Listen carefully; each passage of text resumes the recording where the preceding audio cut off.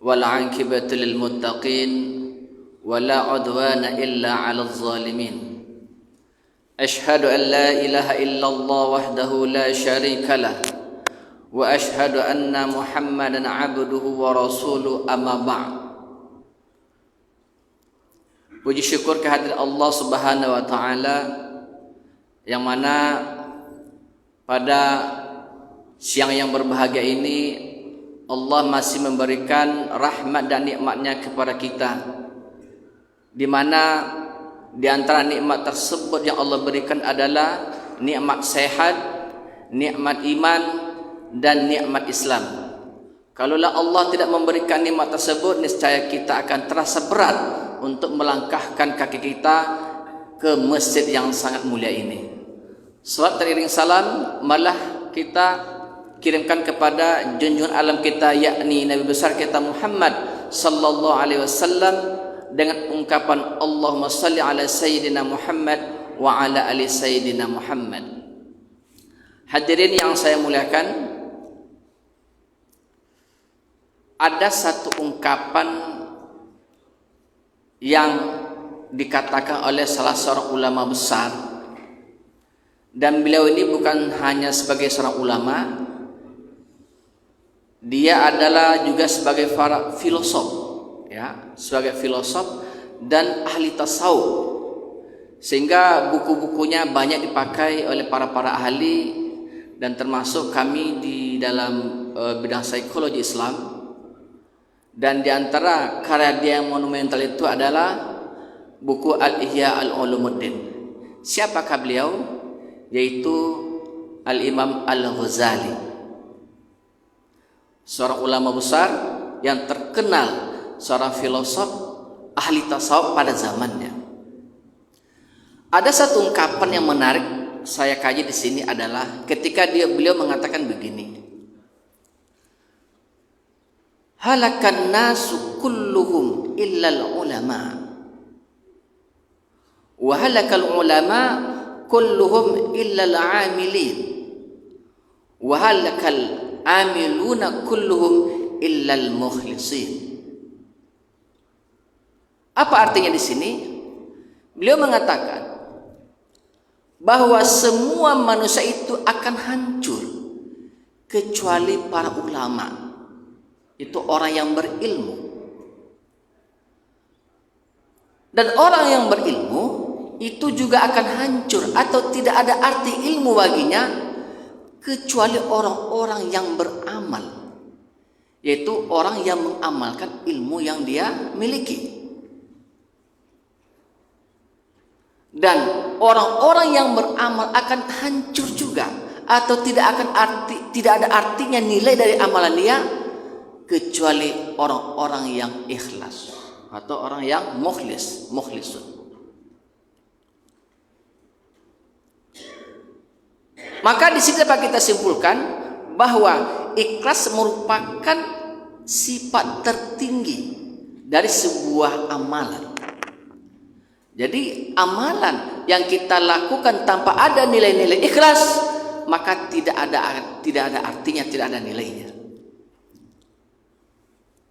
Apa itu ikhlas? Ikhlas secara lughawi artinya adalah murni, tidak dicampur adukan dengan sesuatu apapun.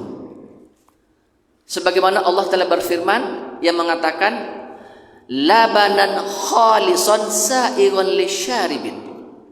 Laban khalisan, di mana di sini Allah memberikan sebuah perumpamaan bahwa ikhlas itu adalah semacam susu murni yang ada dalam binatang ternak, di mana di situ ada kotorannya, ada darahnya, tapi yang dikeluarkan itu adalah susu murni yang tidak ada campurannya. Itulah ikhlas. Ikhlas secara istilah para ulama mengatakan tajdidu qasdut taqarrub ilallah an jami'i syawahid. Artinya adalah memurnikan maksud kita dalam rangka taqarrub kepada Allah dari segala yang mencampurinya. Itu ikhlas. Jadi kalau Al-Ghazali mengatakan apa itu ikhlas?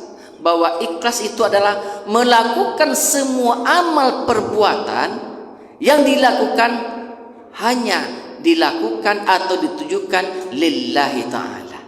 Itu ditujukan kepada Allah Subhanahu wa ta'ala. Apapun yang kita lakukan, apapun ibadah dan juga dalam muamalah yang kita lakukan, kalau itu kita lakukan tanpa lillahi ta'ala, tidak ada artinya, tidak ada nilainya. Memang ikhlas ini mudah diungkapkan, tapi susah untuk diimplementasikan. Kenapa? Karena ikhlas ini yang hanya Allah dan dirinya. Ini saya ikhlas memberikannya, katanya kan. Mudah. Tapi apakah itu ikhlas? Belum tentu. Karena yang tentu itu antara dirinya dengan Allah Subhanahu wa ta'ala.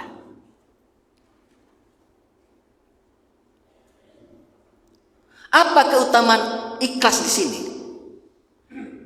Para ulama mengatakan bahwa di antara keutamaan ikhlas di sini adalah, pertama adalah ikhlas itu memberikan nilainya suatu ibadah.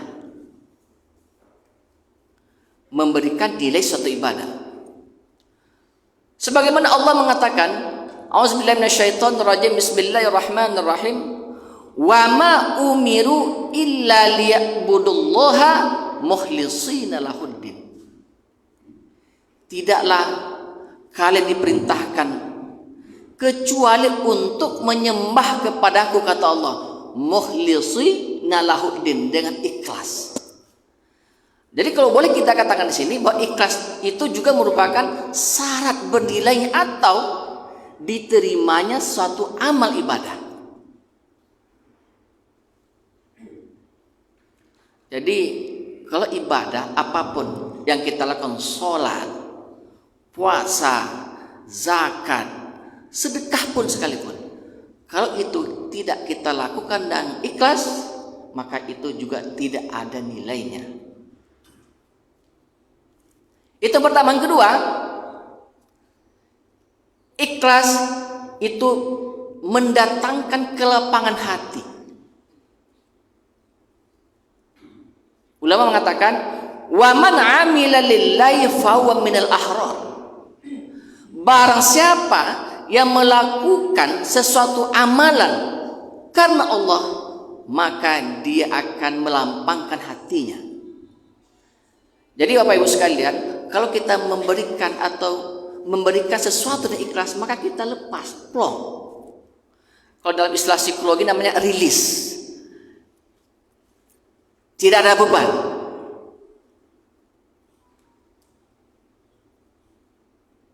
Maka salah satu indikator orang yang memiliki sehat secara mental itulah orang yang melakukan sesuatu tanpa ada beban, lepas.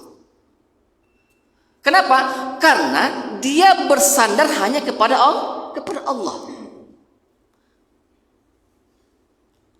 Allahus Samad. Allah hanya tempat bersandar. Dan yang ketiga, keutamaan orang ikhlas itu adalah istiqomah dalam melakukan perbuatan. Jadi orang ikhlas itu dia akan selalu memberikan perbuatan yang terbaik dan istiqomah dalam kehidupannya. Kenapa? Karena perbuatan yang dia lakukan, dia akan berikan kepada Zat yang Maha Agung, yaitu Allah Subhanahu wa ta'ala. Jadi apa balasannya bagi orang istiqomah di sini? Allah memberikan kenyamanan, kegembiraan, dan tidak ada ketakutan dalam menghadapi masalah kehidupannya. Sebagaimana Allah berfirman, innal ladzina qalu rabbuna Allah tsumma istaqamu fala khaufun 'alaihim wa lahum yahzanun.